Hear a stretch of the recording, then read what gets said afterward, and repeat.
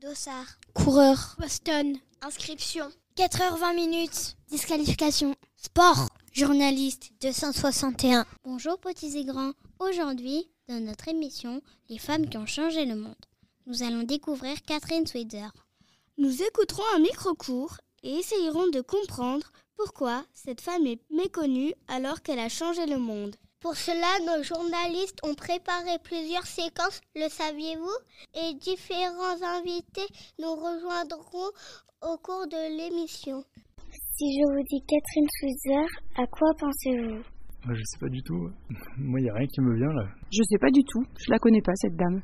On écoute le premier, le saviez-vous? Les femmes avant 1960 n'avaient pas le droit de courir de longues distances. Les hommes pensaient que courir plus de 800 mètres pouvait les rendre malades. Catherine Switzer n'avait pas le droit de participer au marathon de Boston en 1967. Mais elle n'a trouvé nulle part dans le règlement que c'était le cas. Alors, elle a réfléchi à une ruse. Elle s'est inscrite en utilisant ses initiales. Arnie Briggs nous a rejoints sur le plateau et va nous en dire plus. Bonjour Arnie, qui étiez-vous pour Catherine à l'époque? Catherine était étudiante en journalisme. C'était une grande sportive. J'étais son coach à l'époque. Elle voulait relever le défi de courir une grande distance. Comment était-elle? Elle était motivée, sûre d'elle. Elle s'était entraînée comme une folle et était prête à courir ce marathon. Merci Arnie. On enchaîne avec un deuxième, le saviez-vous? Une femme avant Catherine avait couru le marathon de Boston. C'était Roberta Gibb. Elle n'était pas inscrite et n'avait donc pas de dossard. Elle a surgi d'un buisson pour entrer dans la course. Elle a fini la course en 3h21, ce qui est bien plus rapide que de nombreux hommes. Catherine porte le dossard 261. Ce nombre est devenu mythique depuis sa participation au marathon de Boston en 1967. Elle a été agressée par le directeur de la course, Doug Semple, à 2 reprises. Doug nous a rejoints et nous explique cette agression. Bonjour Doug Semple. À l'époque, quel était votre rôle dans cette histoire? J'étais le directeur du marathon de Boston. Pourquoi avez-vous poussé Catherine Switzer? Elle était sur mon marathon et les femmes n'avaient pas le droit de courir. Quand je l'ai vue, j'étais enragée et je voulais qu'elle quitte la course. Et alors, qu'avez-vous fait? Je l'ai bousculée et le petit ami de Catherine l'a défendu, m'a envoyé dans le bas-côté. Tom Miller, le petit ami de Catherine de l'époque, est lui aussi parmi nous. Bonjour Tom. Étiez-vous fier d'elle? Bonjour, oui, j'étais très fière d'elle. Je savais qu'elle pouvait réussir car elle s'était beaucoup entraînée.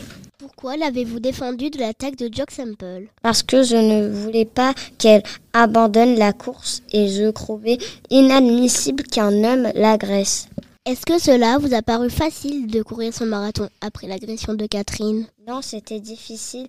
Je m'inquiétais beaucoup pour elle. Comme c'était furieux, ça m'a donné la force et le courage de continuer. On écoute de nouveau une séquence, le saviez-vous? Comme Tom Miller, de nombreuses femmes ont encouragé Catherine tout au long de la course.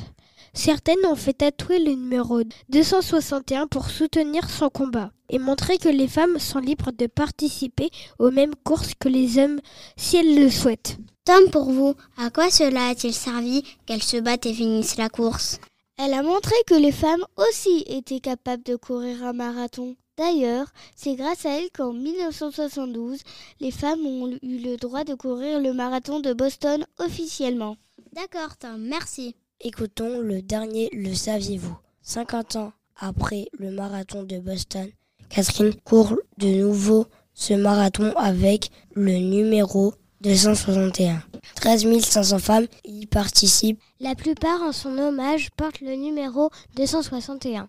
On nous a dit qu'elle a pardonné à Doug Semple et qu'ils sont même devenus amis. Doug, est-ce exact? Oui, des années après, nous nous sommes revus avec Catherine. Je lui ai présenté mes excuses et elle les a acceptées. Je suis fière de dire que nous sommes devenus bons amis. Merci Doug et merci Tom Miller et Arnie Briggs d'avoir accepté de nous aider à mieux connaître l'une des femmes qui a changé le monde, Catherine Switzer.